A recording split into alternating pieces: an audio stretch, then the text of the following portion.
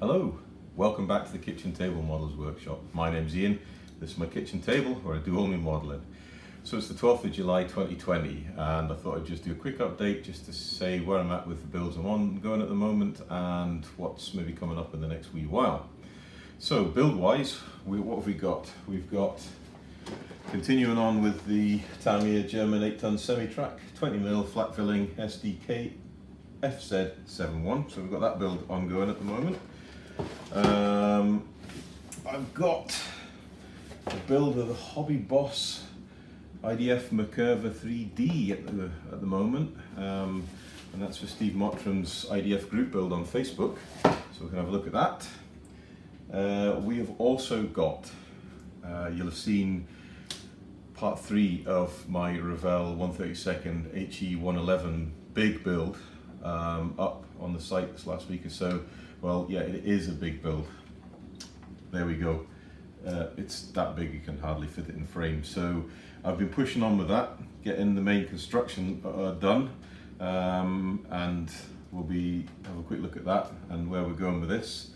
And then I've got another inbox tour review, whatever you want to call them, of Tamiya's amazing Dragon Wagon. So a bit of a theme here with tank transporters after my review of the FAMO and tank transporter trailer. So yeah, that's what we've got going on and coming up. Let me stop waffling, let's have a quick look at the table. We can show you how I'm getting on with the builds and then we can take it from there. So here we are on the table and let's have a look at the Flak Villain first. So we have the chassis which has been primed and now it's been undercoated in Tamiya XF63 German grey, and then it's had Tamiya I think it's X22 clear gloss varnish sprayed over to seal the paint. Now I always do that when I'm going to do hairspray chipping, just to protect the paint and also to make it easier for the hairspray to lay down and then the white winter camouflage paint to go on top and then obviously be chipped back. I'm going to do some work on the back deck here. I need to put some rusting and general wear on the back deck for where the gun is obviously traversing and the crew are going to be standing with the boots and whatnot. So that goes on before I put the whitewash on, and then I'll chip back down through to it. So we'll look at that maybe in an upcoming episode. What else have we got done? We've got all the wheels painted same way.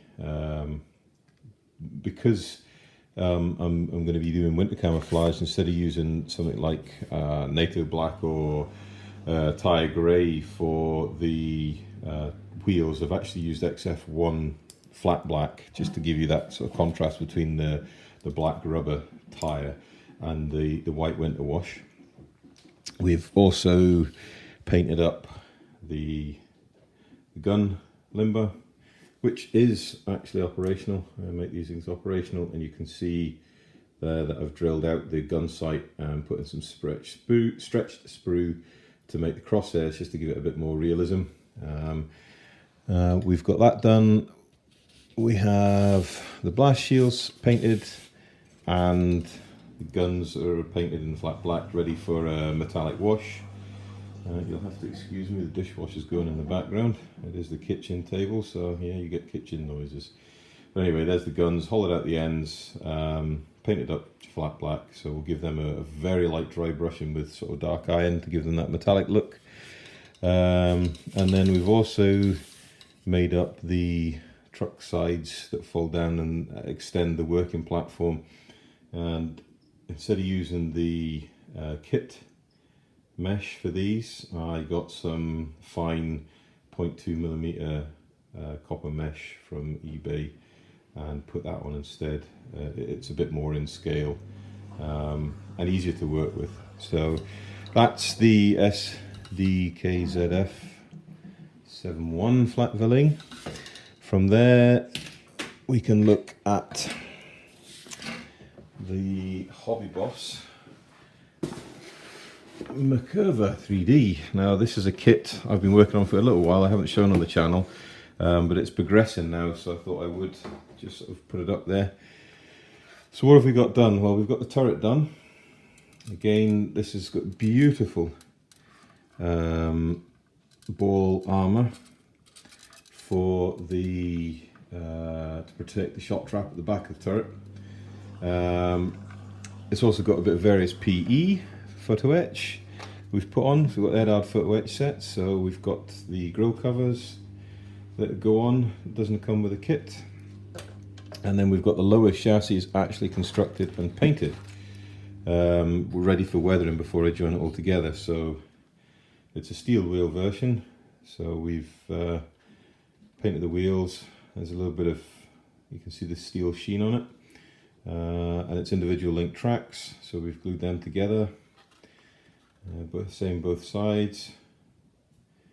So it is now ready for pin washes, weathering, sort of desert effects before we glue the top to the bottom, and then we can work on the side skirts. Now for this build, we're not going to use the kit side skirts. Well, we might use some of the kit side parts of them, but we've actually got a whole hush of Edard photo etch, including what detailed sets there are for the side skirts. So we'll probably be using that. And we've got to put the rest of the grills on and the exhaust to get this kit finished. So it's coming on. It's a bit slow. I have been probably devoting most of my time to the Heinkel, which we can look at next. The Heinkel, well, what can we say?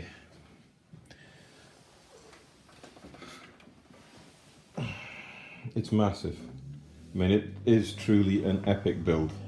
There's really no way of denying it. So what have we got done? Well, we've obviously finished the interior before we've joined the fuselage together. If you'd looked at watched the last video build for it, then you'll have seen us finishing the HGW harnesses, which are fantastic. I cannot say enough how good these harnesses are.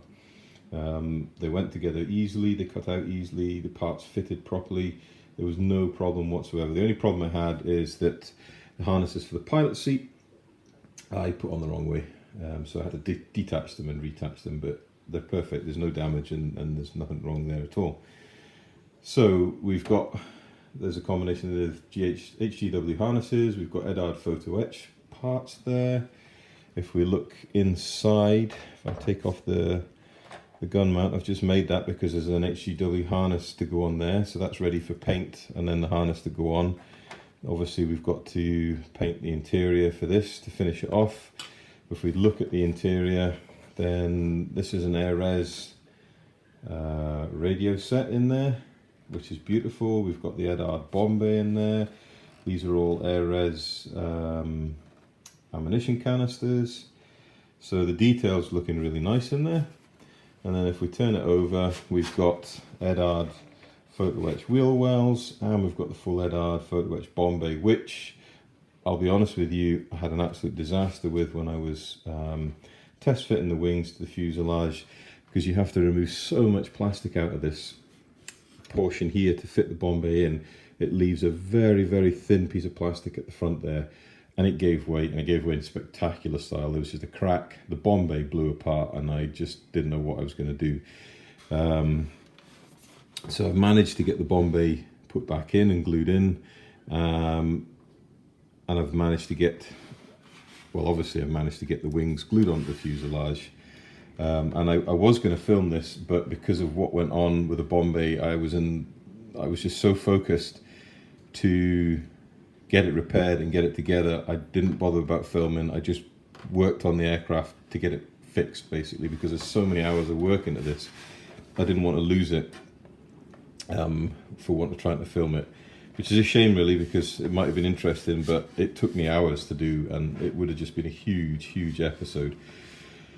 So it is what it is. You know, we've got over the hurdle, we've got the problem fixed, the aircraft's back together, wholly together, and we're moving along. What I can say about the aircraft is that if you look here, there's no filling needed. All these joints, if you take your time, they went in perfectly. A little bit of rescribing maybe, obviously a little bit of sanding to get rid of the glue marks, but there's absolutely no filling needed on this whatsoever. beautiful seam lines, beautiful joins at the tail. Okay, the joints here I haven't worked on yet, but there's no filling needed. They're all in neat and tidy. Take your time, remove any bits of flash. It fits fantastically. So this area here I've still got to work on. This area here I've still got to work on, and then obviously I've still got to work on these joints here, and obviously the seams where all the panels have gone together. But when you actually come to join the fuselage, so I'm knocking the camera, it's that big. When you come to join the fuselage together and put it together as a whole airframe, it doesn't take that long because the parts are so big and they all fit really, really well. So hats off to Revell, I think. You know, even without the enhancements of the photo etch, Edard photo etch and the HGW harnesses, hats off to Revell, because the kit plastic fits properly with minimal work. You know, basic modeling skills, and you're going to get this thing together, and you should get it together really well. So the next part of this will be looking at building the engines. We'll be looking at finishing the photo etch for the cockpit and putting the front glass work on, because that's going to be a big job, and I think that'll probably be more interesting watching me tackle that than watching me build wing joins. I have taken photographs of how I got everything to line up and how I got all the joints so neat and tidy. So probably what I'll do is when I finish filming the next episode for this, is I'll put a little bit of a montage in with the photographs and just talk you through the different shots to say how things are and how things went together so well. I mean, it really has gone together really well. So that's where we're at with these builds at the moment. So we've got 3 big builds on the go at the moment, and I'm not really wanting to take any more on until I get these off my plate. Hopefully the Tamiya, the Flak Villain, now that the paint and the varnish has had a good week to cure up and really harden off before I start working with the hairspray and the chipping. So hopefully that, once that's chipped and ready to assemble, it won't take too long, and then we can move on to figure painting, and that's something I'm not overly good at, but I'd like to try and film and show you guys how I get on with it. And then obviously we're going to push on with the McCurver, and we're going to look at weathering at that, and I'm just going to try and pick different topics that I think might be interesting on how I do stuff, rather than focusing on the build as a whole. We'll look at sections of it, so we'll maybe look at hairspray chipping, and we'll look at painting figures to see how I do it compared to everyone else, because there's loads of different videos on YouTube. And then maybe for the McCurver we'll look at how I look at weathering, so that might be pin washes, oil washes, pigments and sand effects. So there's a few things to do, and then obviously Revell, I'm going to focus mainly on the building of the intricate parts. But I suppose the thing I'm really looking forward to this kit is the painting, because it's such a huge canvas. I think we can do an awful lot of different techniques with the painting and weathering to bring this model absolutely to life. So there we go. That's where I'm at the moment. Yeah, let's wind it up on the bench, get back onto me, I'll sum it up, and we'll move on from there. Okay, so there we go. We've had a look at the 3 builds I've got going on at the moment. I have to admit the Revell is taking up a lot of my time, and it's taken up a lot of my patience as well. As I said on the video, I had a bit of a misanta or disaster with the front of the wing joint by the Bombay. I mean, it really did make my heart sink when that broke after all the hours of work I put into it. But if you just take a breath and take stock of the situation, think about it, plan it, and act on it, you can bring it back. So we have managed to get it back in place, and it's not looking just too bad. I'm quite happy with it, and we've been able to push forward and gotten it to a point where it's a huge build, and it's a really impressive model. And I have to take my hat, I mean, I said it earlier on in the video, Revell really did knock it out of the park when they tooled this kit. It really does fit. There's a little bit of flash here and there, but if you take your time, clear it up and test fit, I mean really test fit, you will be able to get a good fit on this, and it goes together really well. And it's worth the money you pay for it. Now, these kits are getting hard to find, and they are on the expensive side. But when I think of the hours I've spent building this, you're going to get value for money out of it. They're not as expensive maybe as a Tamiya 1/32 kit, but you're going to get the same level of building enjoyment out of it. And let's face it, if you want a 132nd He111 111, it's the only kit out there. There's two variants. You've got the torpedo bomber, and then you've got the early war standard bomber, which this has obviously been the torpedo bomber kit, but I've backdated it to a 1940 kit, circa Battle of Britain. So yeah, fantastic build. We've got the Tamiya Flak Villain coming on. That's a cracking build. The first one I built was a cracking build. This one is a cracking build. It's a brilliant kit. It's a great kit to get your teeth into if you want to move up from basic armour to intermediate armour, and the possibilities of adding extra detail to this kit are quite good. There are quite a few foot wedge sets out for it, and you can get other enhancements, you know, jerry cans, you can make your own tarpaulins. The options are endless when you really want to look into it, but it's a good way of stepping up from a basic Tamiya kit to an intermediate Tamiya kit with a bit more detail. And then obviously the McCurver 3D, Hobby Boss, fantastic company. It's a brilliant kit. There's fiddly bits on it. The foot wedge is fiddly, the tracks are a bit fiddly, and obviously they take ages because they're individual links. But if you persevere, take your time, test fit again, the fit's there, the build quality's there, and the detail's there. So if you're looking for a really good Israeli Defence Force McCurver 3D, that's a cracking kit to do. And it's probably a little bit cheaper than likes of Meng, who also build Tool, the 3D, but their kit's probably a little bit more expensive. And really, for what you pay, you're not losing out on any detail for paying less for the Hobby Boss. It's a fantastic kit, well worth a punt if you're into that sort of thing. So there we go, that's what we're doing at the moment, and then obviously we're going to be putting up an inbox review of the Tamiya Dragon Wagon in the next little while, for everyone to have a look at and see what like the plastic is, see what my thoughts are on how the kit's going to go together and what the options for the kits are, and just generally looking at Tamiya because, well, I am a fanboy of Tamiya and I have to admit it, I'm a big fanboy of the big prestigious Tamiya kits. So that's where we're at the moment with the channel. So I'm not going to carry on waffling. I could talk for ages, but there's no point because I'll just bore everybody to tears, and that's no use. Let's crack on. Let's get back onto the bench. We'll all enjoy modelling and have some fun. So thanks for watching if you've gotten this far. If you would like to like and subscribe, I'd appreciate that. If not, it's not a problem. Just, you know, enjoy watching the videos. If you have any questions, please put them down below. I do take the time to read and answer every question. I really appreciate the time people put into asking me questions, and I think if they have the time to put it in, I should give them the time to answer it. So I do make a point of reading and answering every question. So yeah, if you want to answer a question, suggest something, improvements, what you'd like to see on the channel, please put it down below and I will get back to you.